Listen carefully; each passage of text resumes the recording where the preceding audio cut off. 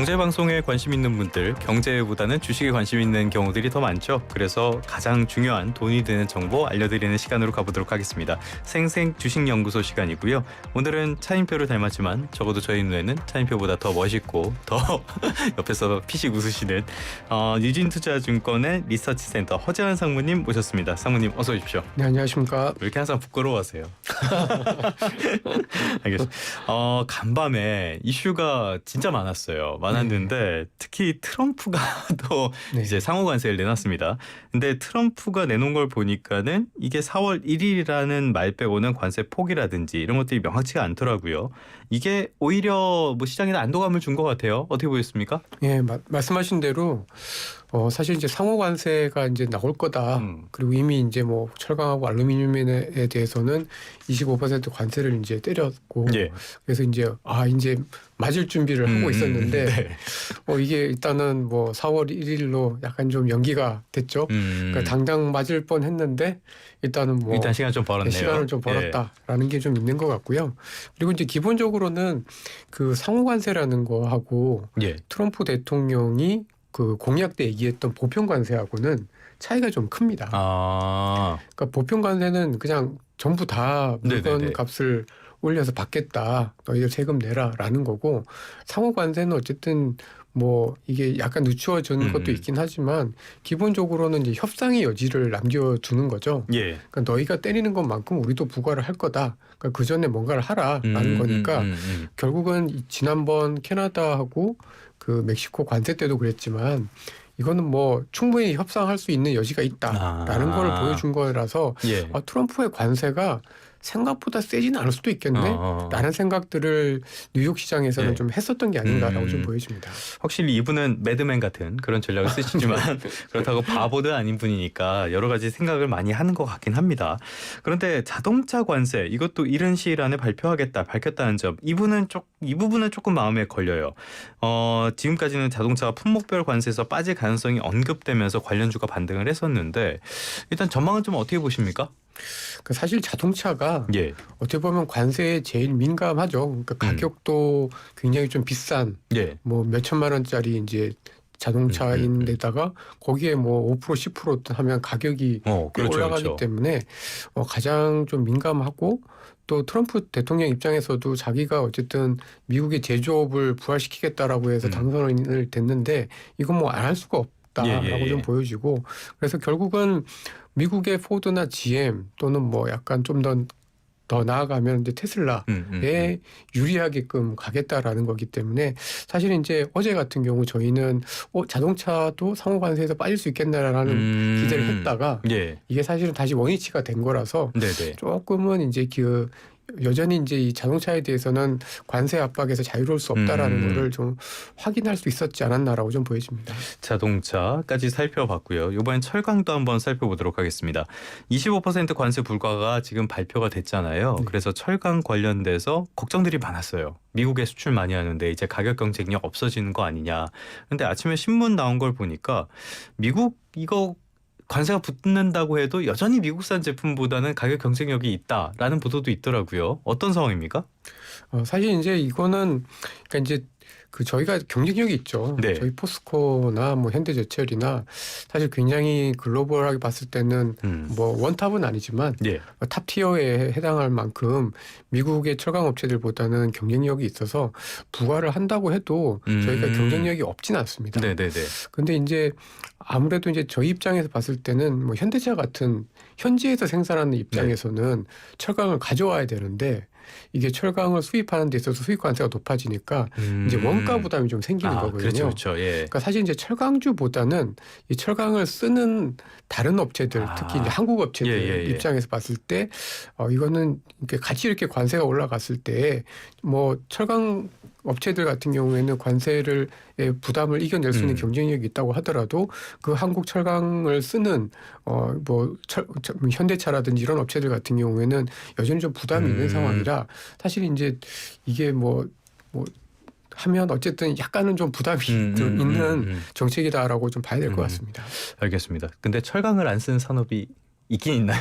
거의 모든 사람이 다 쓸 것 같은데. 그렇죠. 거의 없죠. 네, 네. 맞습니다. 알겠습니다. 전반적인 영향도 불가피할 것으로 보이고요. 어찌됐든 지금 말씀해 주신 것처럼 미국에서 이런 보도가 나왔지만은 뉴욕 증시는 별로 그렇게 오히려 안도감을 보였고요. 국내 증시도 약간의 반등세로 거래를 시작을 했습니다. 이런 흐름 앞으로도 좀 이어질 가능성 어떻게 보십니까? 그 전반적으로 이제 저는 관세가 아직 끝난 건 아니잖아요. 네네네. 그러니까 이제 맞을 것 같긴 한데 조금 미뤄졌고 네. 그 걱정했던 것보다는 덜 아플 거다라는 거가 주는 안도감이 좀 있긴 네. 한데요. 이게 안도감이 있긴 하지만 그렇다고 해서 주식시장이 네. 엄청 세게 상반기에 올라가기는 쉽진 않다라고 보고 있습니다. 안 아픈 건 아니고 덜 아픈 거니까. 네. 근데 이제 제가 생각할 때는 이게 관세가 끝나면 그 다음에 이제 미국이 뭘 할 건가를 생각을 해보면은 결국 이제 감세가 얘기가 나올 거라는 예, 거죠. 그러니까 관세를 지금 올리려고 하는 이유 중에 하나도 감세를 위한 재원을 마련을 하는 거기 때문에 관세에 대한 어떤 불확실성이 끝나면은 미국이 세금을 내려서 미국 경기가 좀 더 좋아질 수가 있습니다. 그러면은 사실 저희 입장에서 봤을 때는 관세 때문에 수출이 나빠지겠죠, 당연히. 근데 감세로 인해서 미국 경기가 안 나빠지거나 좀 더 좋아지면은 또 좀 이게 상쇄가 되기 때문에 사실 이제 저는 하반기 때 조금 더 기회가 있을 거다라고 좀 생각을 좀 하고 있습니다. 관세가 감세로 이어지고 그게 미국 경기로 이어지면은 또 상쇄가 되는 효과가 있고 복잡한 사슬이 있었습니다. 또 하나 살펴볼 부분들 있는데 트럼프의 한마디가 이렇게 주식시장 흔들리는 거. 그런데 상무님 트럼프 취임한 지 한 달도 안 됐다는 거 아셨습니까? 네. 1월 20일 날 취임했으니까 한 달인데 거의 뭐 한 1년 넘게. 저 3년 지난 것 같습니다. 매일 아침마다 트럼프 얘기를 하고 있는데 어찌됐든 관세뿐만이 아니라 러시아 우크라이나 전쟁 종전 협상 이게 속도를 내는 분위기가 나오면서 이것도 시장에 영향을 미치는 것 같아요. 어떤 영향이 있었습니까? 예, 가장 큰 건 역시 이제 유가죠. 유가가 하루 만에 큰 폭으로 하락을 했는데 어떻게 보면 이제 러우 전쟁이 있었던 2021년에 러우 전쟁 터지자마자 유가가 그러니까 그때는 이제 브렌트유를 기준으로 말씀드리면은 이제 7, 80불 했던 게 이제 100불 그리고 최고가가 120불까지 올라갔어요. 맞아요. 지금 좀 내려와서 80불대에서 움직이다가 이 뉴스 나오고 난 다음에 75불대 WTI 같은 경우는 71불대까지 떨어졌거든요. 그러니까 사실 이거는 뭐 사실 이제 솔직하게 얘기해서 우크라이나 입장에서 봤을 때는 억울한 것 같습니다. 그러니까 나토 가입도 잘 안 되고 영토도 뺏겼고 20% 가까이 뺏긴 거거든요. 근데 이거를 그냥 여기서 마무리한다? 쉽지 않은 상황이긴 하지만 어쨌든 이게 종전이 되게 되면은 그 주변의 국가 특히 유럽 경제는 좀 더 좋아질 여력들이 좀 크고요. 유럽이 좋아지면 중국도 좋아질 수가 있고 또 지금 뭐 미국의 물가 압력 얘기를 많이 하고 있지만 유가가 떨어지면 전반적인 물가 상승 압력도 시간을 두고 좀 낮아질 수가 있기 때문에 사실 이거는 저희가 보이지 않는 호재다라고 좀 봐야 될 것 같습니다. 근데 관세 정책에 이러면 더 힘을 실어주는 거 아니에요?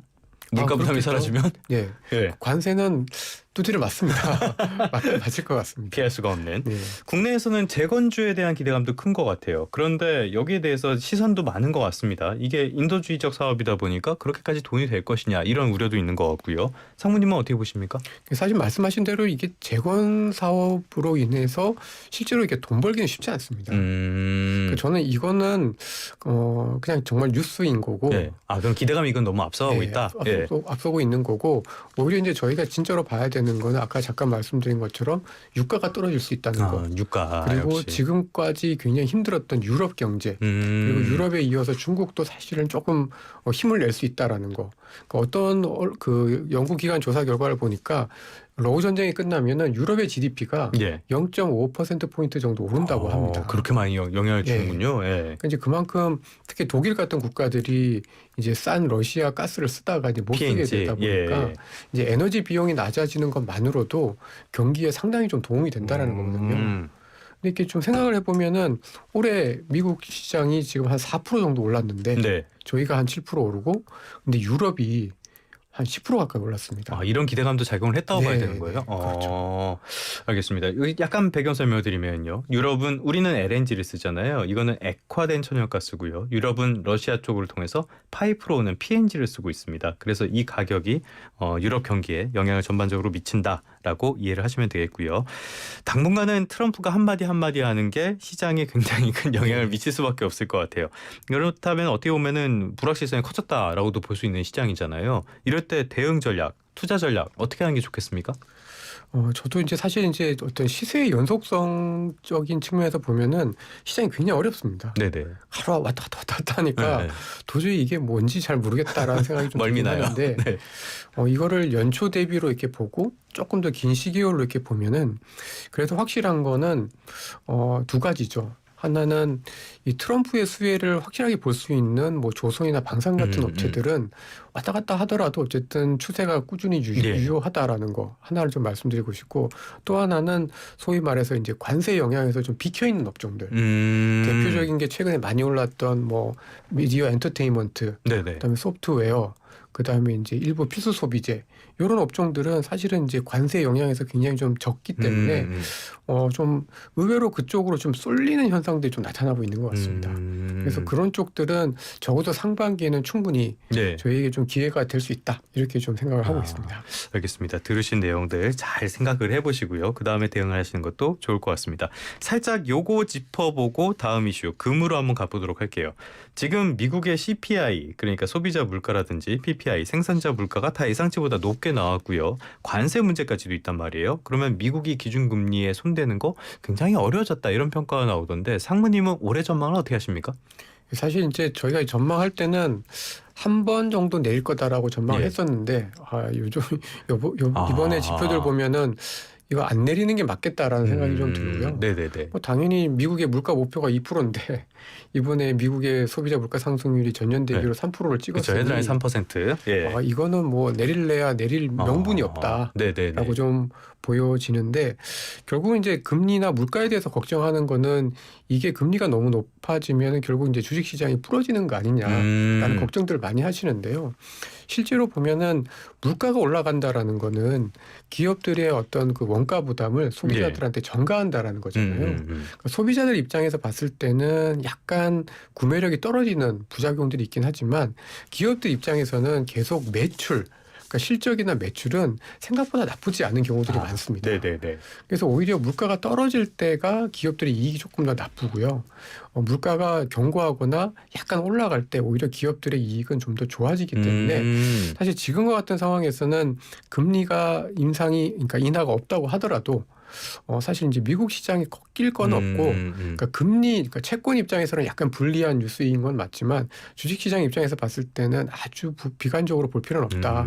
오히려 조금 더 긍정적인 측면들이 좀 더 크다라고 말씀드리고 싶습니다. 아직은 긍정적인 부분이 더 많다. 자, 이제 본격적인 다음 이슈로 가보도록 하겠습니다. 전 세계가 지금 난리가 났죠, 관세 때문에. 그래서 2분의 몸값이 오르고 있습니다. 바로 금이죠. 저희 오늘 퀴즈의 주제도 이건데요. 전라도 함평 이쪽에서 만든 이 상, 요게 이름을 맞추시면 되겠고요. 1번은 황금 박쥐상, 2번은 배트맨입니다. 우물정의 공구사으로 문자 보내주시면 되겠고, 이렇게 금이 오르는 배경 한번 살펴보도록 하겠습니다. 금 대체 얼마 오른 겁니까? 많이 올랐습니다. 작년에 저희가 이제 미국 시장 많이 올랐다 하는데 S&P 500 기준으로는 한 23% 올랐는데요. 23%. 예. 금 가격이 27% 올랐고요. 그 미국 시장보다 더 뜨거웠던 거네요. 예. 그리고 올해 들어서도 S&P 500이 4% 올랐는데 금값은 10% 올랐습니다. 왜 이렇게 오르는 겁니까? 뭐 크게 두 가지죠. 네. 그러니까 이제 누군가 금을 많이 산다는 거잖아요. 이렇게 조사를 해보면은 다른 글로벌 중앙은행들이 많이 삽니다. 왜 사는 거예요, 걔들은? 그러니까 이제 달러를 피하고 싶은 욕구가 굉장히 좀 크고요. 예. 그리고 이제 예를 들면 그 지난 뉴스 기사 보면은 중국의 인민은행이 최근에 1월까지 3개월 연속으로 금을 어마어마하게 샀습니다. 그러니까 중국은 당연히 이제 지금 미국과 예. 뭐 관세 전쟁도 해야 되고 뭐 관세 전쟁하면 아무래도 이제 환율이 이제 절하가 될 텐데 그거 그러니까 자기네들의 통화 가치가 떨어지는 거를 상쇄하기 위해서 금이라는 걸 사면서 어쨌든 수요가 높아지고 이게 이제 가격 예. 상승으로 좀 이어지는 것 같다. 이렇게 좀 볼 수 있을 것 같아서 그게 국제 정세에 따른 중앙은행들의 움직임. 네. 그럼 두 번째 이유는 뭡니까? 그 다음에 하나는 최근 들어서 약간 그 소위 말해서 이제 물가가 조금 올라갔잖아요. 그러니까 이제 물가라는 게 결국은 그 인플레 해지에 이제 가장 그 금이 이제 인플레 해지, 인플레가 올라가는 거에 따른 자산 가치를 보존하는 가장 안정적인 수단인데 예. 최근 4개월째 지금 미국 물가가 슬금슬금 올라가고 그러니까요. 있으니까 그런 면에서 봤을 때 금이 그래도 좀 사야 되는 거 아닌가라는 생각들을 좀 일반적으로 좀 하시는 것 같습니다. 그런 두 가지 요소들. 거기다 뭐 역시 트럼프도 영향을 미쳤을 그렇죠. 것이고요. 네. 관세에 있으면 불안해지니까 이쪽으로 많이 갈 것 같습니다. 자, 그래서 핵심적인 이야기 어제 문자 온 걸 말씀을 드리면요. 4499번 쓰시는 분이 금 두 냥을 갖고 계신데 팔지 소장할지 망설여진다고 문자를 보내시더라고요. 자, 그렇다면은 지금 갖고 있는 걸 팔아야 될지 아니면은 앞으로 금값이 더 오를 것으로 예상을 하고 우리가 지금이라도 투자를 해야 될지 어떻게 답변해 주시겠습니까? 예, 저는 지금이라도 해야 된다라고 생각하고 있습니다. 그래요? 예. 그러니까 이제 사실 저는 금을 좋아하지는 않는 게요. 금이라는 게 사실 이제 갖고 있어봐야 뭐 이자도 안 주고 배당도 안 주고 보관 비용만 들기 때문에 네네.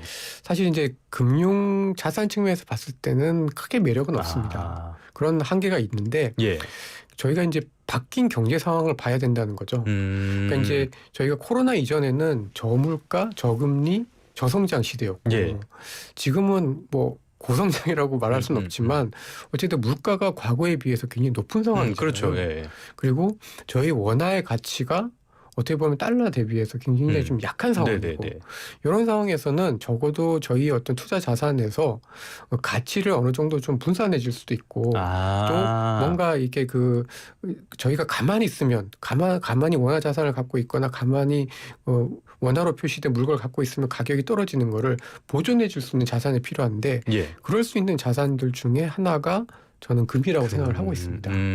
그래서 저희 자산에 예를 들어서 100이 있다라고 하면은 뭐 20%까지는 아니고요. 한 3에서 한 4% 정도는 금을 가지고 있으면은 그래도 물가가 올라가는 거에 따른 어떤 실질 뭐 구매력이라면 구매력, 실질적인 어떤 가치의 자산의 가치 하락을 약간은 좀 상쇄해 줄 수 있다. 이런 측면에서 금은 여전히 좀 필요하지 않을까 싶고요. 그리고 지금 트럼프 이후에 세상이 불안하잖아요. 불안하죠.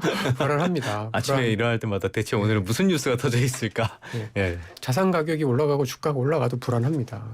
그런 상황에서 어쨌든 금이라는 자산이 생각보다는 변동성이 이런 뭐 주식이나 채권에 비해서는 좀 낮은 편이기 때문에 뭐 전체 자산에 있어서 약간 좀 안전판을 만들어준다.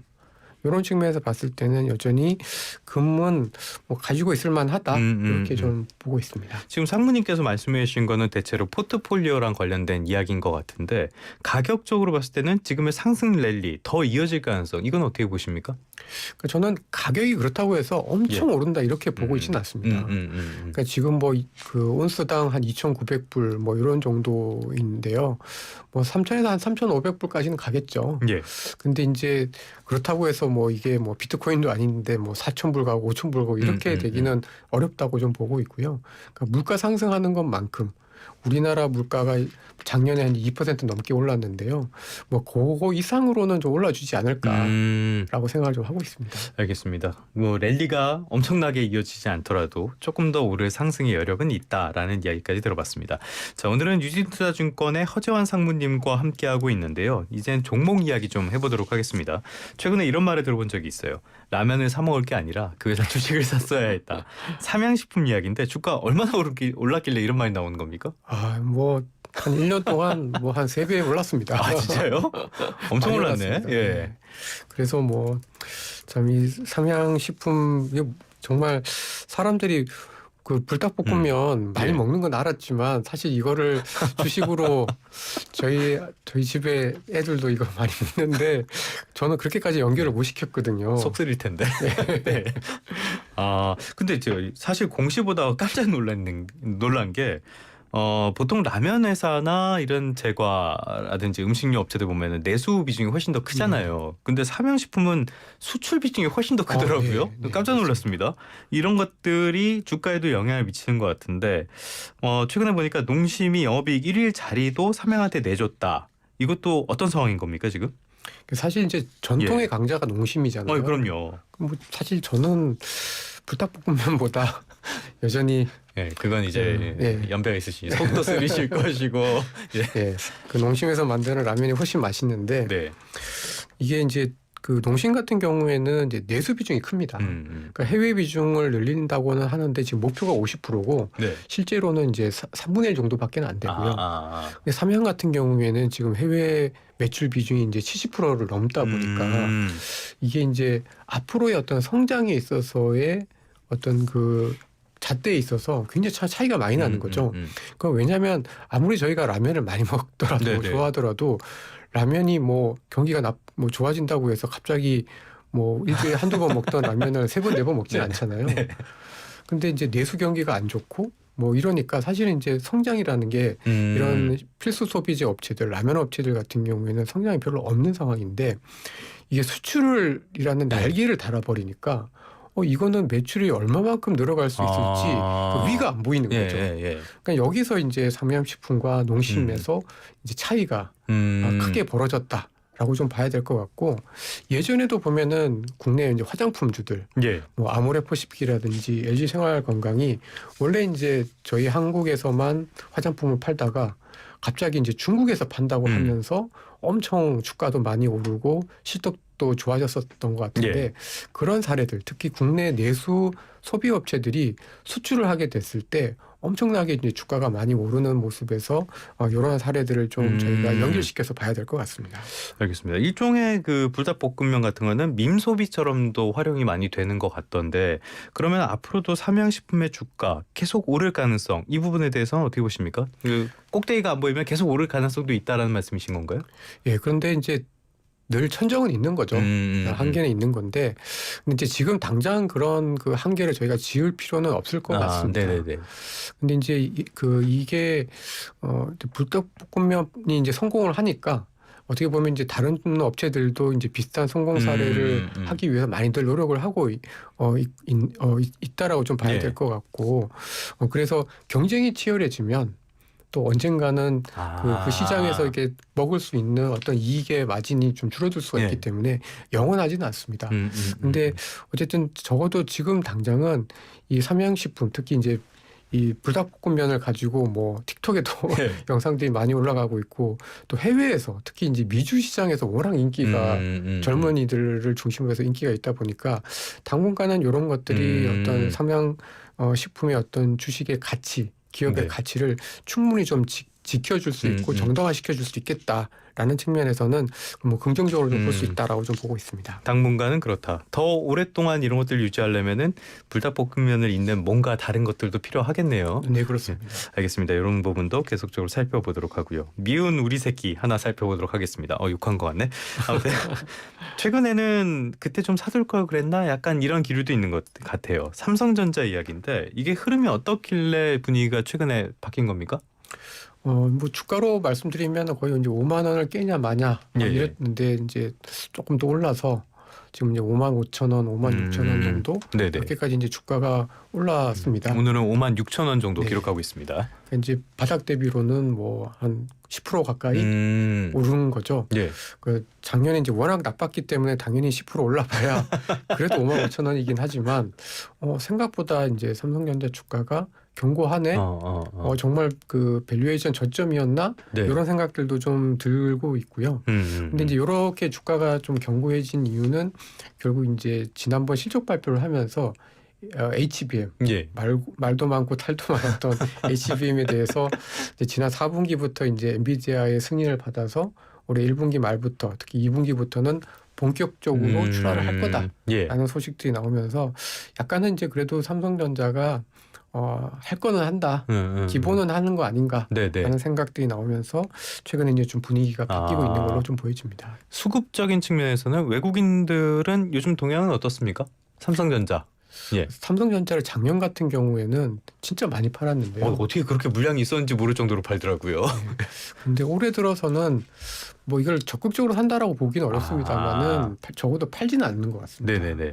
그러니까 이제 그 얘기는 웬만큼 지금 나올 물량은 다 나왔다. 그리고 주가가 이 정도 레벨에서는 충분히 싸다라는 거를 시장에서 특히 외국인 투자가들이 좀 인식을 하고 있는 게 아닌가라고 좀 볼 수 있을 것 같습니다. 그러면 할 것은 한다. 또 하나는 저가 매력이 있을 것이다. 두 가지 정도로 봤을 때 앞으로도 그러면 이런 좋은 흐름, 상승세를 계속 이어갈 가능성 이 부분에 대해서는 어떻게 전망하십니까? 저희는 이제 오르긴 오를 텐데요. 예. 근데 이제 좀 삼성전자의 어떤 바닥은 굉장히 좀 단단해진 느낌인데 위가 굉장히 열려 있느냐라는 거는 사실은 이제 실적과 그 이제 경기 자체가 조금 더 좋아져야 될 것 같고 아직까지는 이제 그 부분에 있어서는 이제 조금 저희가 이제 천천히 좋아지지 않겠는가라고 좀 생각을 좀 하고 있습니다. 그러니까 이제 아무래도 반도체 경기가 HBM은 좋지만 그 외에 다른 반도체들 경기는 아직까지는 썩 좋아지지 않고 있기 때문에 그런 부분에 있어서의 한계로 지금은 그냥 안전판 역할을 좀 한다라는 정도로 좀 접근하실 필요가 있을 걸로 생각하고 있습니다. 최근에 뭐 이제 조만간 2차 자사주 매입 계획 발표할 예정이다. 거기다가 별도의 밸류업 계획도 발표를 예고한 상황이다. 이런 것들은 계기가 될 수 있을까요?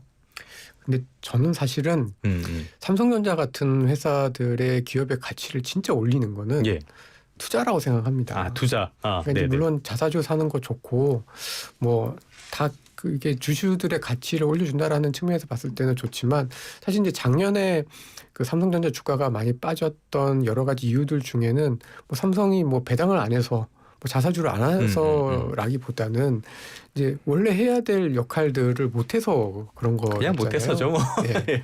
근데 그래서 사실 이제 삼성전자와 같은 기업들이 주가가 좋아지려면은 신사업을 잘해야 됩니다. 그러니까 이제 뭐 예를 들면 예전에 이제 뭐 2000년대 중반에 이제 핸드폰이라 같은 거, 그다음에 뭐 HBM도 사실 이제 좀 늦었지만 어쨌든 한다라는 거. 그러니까 이런 새로운 사업 영역에서 뭔가 성과를 내줄 수 있거나 또는 그런 성과를 내줄 수 있는 투자를 한다라고 했을 때 오히려 주가는 좀 더 오를 가능성이 있다라고 저는 좀 보고 있습니다. 저번에 이승우 센서장님도 저희 전화 연결해 주시면서 그런 거에 돈 쓰는 것보다 다른 데에 돈 쓰는 게 더 좋을 것이다라는 말씀을 해주셨는데 일맥상통하는 얘기인 것 같습니다. 지금까지 유진투자증권 리서치센터의 허재환 상무님과 함께 이야기 나눠봤습니다. 오늘 말씀 고맙습니다. 네, 감사합니다.